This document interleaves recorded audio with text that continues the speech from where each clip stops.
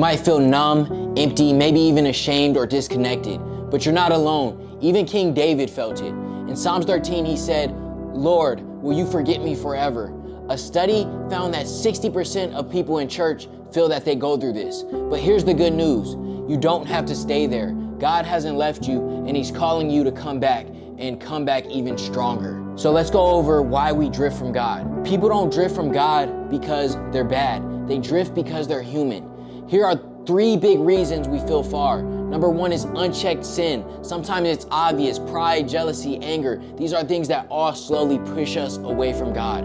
Number 2 is losing your rhythm. Prayer starts to feel boring. Reading feels like homework. God becomes normal instead of special, and we take for granted the relationship and the love that we feel from God because we're forever in his presence. He said, "To whom much is forgiven, that's who's going to love God the most," obviously. And sometimes I feel like as we become closer to God, we stop feeling the pain, we stop feeling the stresses, we stop feeling the weakness that we feel in life when we're far away from God. And it puts you in this place of illusion where you feel like you're all right, but at the same time, you're just going through the motions and you're not really getting everything that you can from your relationship with God. You're not really looking to hear his voice. You're just praying out of routine. And when things become routine, it turns into something that's not real, that's not impactful to our lives. And we end up backsliding into a place that we're lost. And then that pain comes back and we don't understand why. So the distraction is really a problem that many deal with.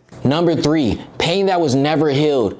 Maybe you lost someone, maybe you prayed about it and nothing happened. So your heart built up a wall.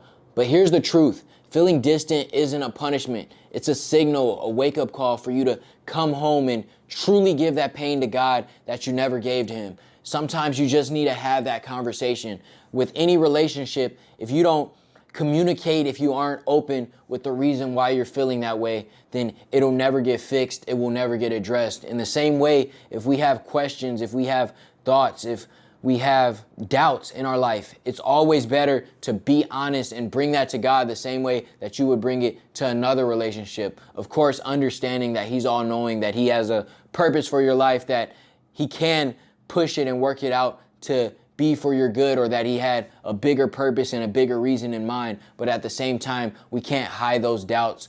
It's not good for us to harbor bitterness and resentment towards God. He's big enough to handle it. He's big enough to deal with those conversations, and he wants to give you the answers, and he wants to give you the resolve that you're looking for.